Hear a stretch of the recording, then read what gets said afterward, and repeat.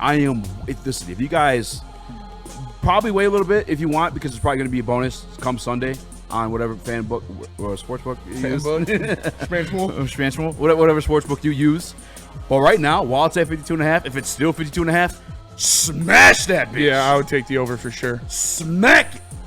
I mean, it's a lock, if I'm being honest with you. I mean, the one weakness in our defense has gotten a little bit weaker, and it's the secondary. However, what's going to save us in this one is that offense. The left tackle situation. I mean, I don't know what's going on. I wasn't exactly proud of the performance Manu put up. They called up Dan Skipper this week. Manu also questionable, looked like on that injury report. Yeah, Taylor Decker and Manu both questionable. As well as Taylor Decker. I tried reaching out to my source that's helped us out with some stuff in the past. Got nothing. But the last time we did speak, it was like Taylor Decker's probably going to take – which Dan Campbell said anyway. Yeah. Probably going to take maybe take a couple weeks off. Yeah. So, I mean, I don't know, man.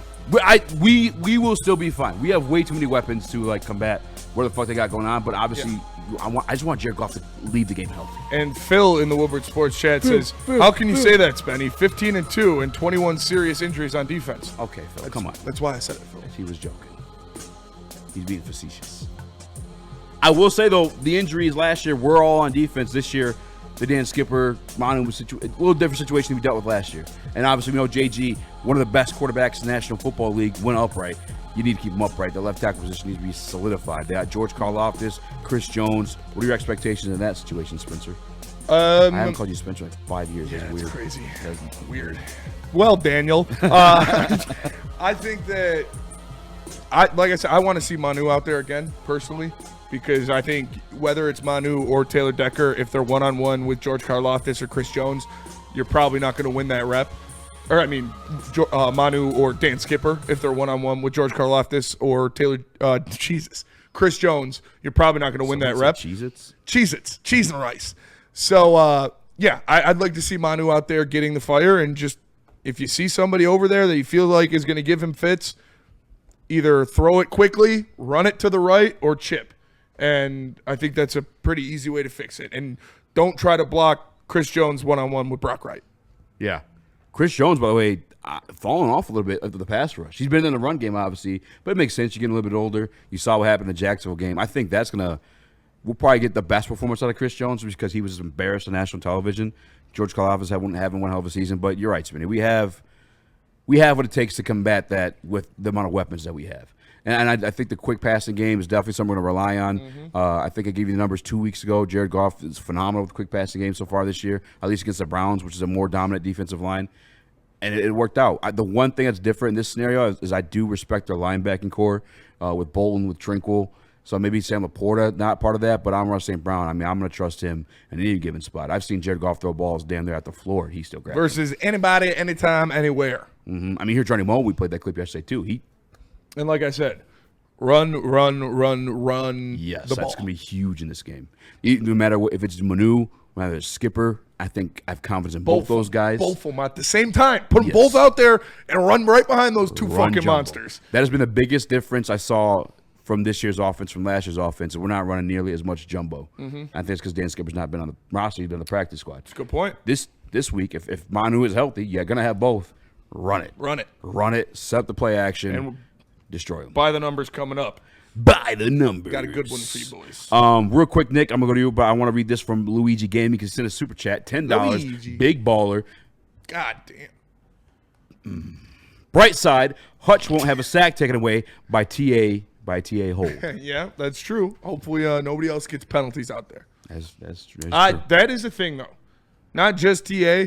Hutch had the penalty. Kirby had the penalty. They had a couple offensive line penalties. If they're hurt, they're not gonna have any penalties. Yeah, they gotta clean that up a little bit, because the refs are gonna be giving those Chiefs. God, the refs are gonna be giving the Chiefs anything that goes anyway. Yeah, it's gonna piss me off. But you gotta overcome that, and they will. I'm definitely about to smoke before that game because I already know that bullshit's coming. Mm-hmm. They tried saying because the Chiefs had more penalties than the Jaguars Monday night that the referee narrative was over, but no, the fuck it wasn't. We saw the important moments at the important times. They're always there. You always got the zebras. That flag stayed tucked. Yeah, for very blatant fucking penalties. Yeah, one actually threw the flag and picked it up. Yeah, You know what pisses me off too about playing the Chiefs? When they wear the yellow gloves. I always think they're fucking flags sometimes. Mm-hmm. But anyway, Nick, what you got? Yeah, I mean, I think our offense is going to be able to move the ball for sure. But you have to look out for the big, the big plays from Mahomes and this offense. I just think their offense is going to be able to move the rock. I think this is a big spot for them specifically. And yes, I do think this specific team, the Chiefs this season, have something to prove after losing against Jacksonville the way they did. And I think this could be a spot where you see the Lions win 4 straight games, riding the high. This could be a spot where they just get knocked off a peg and, to not be the best team in the NFL. And maybe the sky's not falling in Kansas City. That is where I am coming from with all the injuries that this team has had. So I think this offense is still elite. I think they will continue to be elite. I just, at the end of the day, in Arrowhead, it does concern me a little bit. And that is what I was saying. The offense concerns you, or just the game? Just the game in general. Okay. I think this offense will be able to score 100% anywhere we play. But without that left tackle, there could be some negative plays that end up deciding this game because of that specific position. Chris, voice of reason. Ball in the horn. I mean, look, I think that this game is going to come down to just – honestly, if they can limit Mahomes from having like a 4 touchdown game, like I really think that this Lions defense can and most likely will get lit up. I think the offense is going to be able to put up enough points, so I think it really is going to be a close shootout. I'm honestly, as we sit here right now, not sure which way I'm leaning. Like my gut is telling me that I think Kansas City's going to get this out because of everything going on with the Lions right now, but I still think the Lions are the better team, even with the injuries. So it's a toss-up for me right now. It really is. Yeah, that's what my saving grace, at least yesterday when I was thinking about it, is like we ultimately, especially if at least one of these safeties play, have the upper hand. Because if you're going to play that game, you're running the ball deep, throwing the ball deep. We have those guys that can pick it off, and both Kirby and Brian Branch. Just give me one of those guys, and that'll tilt the favor for me. Oh, yeah. Without them, it's truly could end up being a toss-up. I mean, if Decker was there, I'd Detroit Lions all day too. Yeah, it's just it's gonna be a good ass game. It's gonna be a good ass game. Like I said, does anybody here think the over is not gonna hit? No, 52.5, I think it was. Over. Lions are gonna score 38 themselves. They've been scoring. Yeah, I think they're averaging like 35 points a game right now. It's just. I think the Chiefs are gonna score. I really think the Chiefs are gonna move the ball. So I don't see a way that over doesn't hit. And the Lions are the Lions, even if you hold them to 24. Like I don't know if the Chiefs are going to be able to move the ball like that. Like I don't know if they're going to be going up and down the field on the Lions defense because they're not going to be able to run the ball. And their hope is going to be the big plays from their burner receivers getting open. But those are also long developing plays, and we have the 4th best pressure rate in the NFL. So they're going to be getting after Patrick Mahomes. So I don't know if it's just going to be like the Chiefs are walking up down the field on the defense all night. I think they're going to have some splash plays here or there. I'll tell you what. This game, though, if they have – I don't want to say equivalent because obviously that was a very high level of success.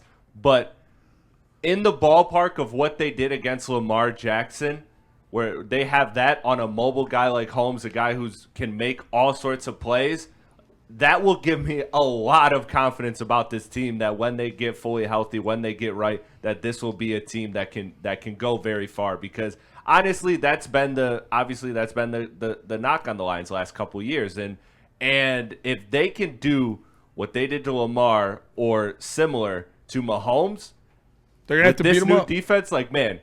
Hey, hats off to Calvin Shepard, bro. I have all the faith in the world in this team going places if they do that. The Purple Prince in the Woodward Sports Chat says Spencer just doesn't care about corners, I guess. Well, I've been told that Terrion Arnold sucks, so we should be better, right?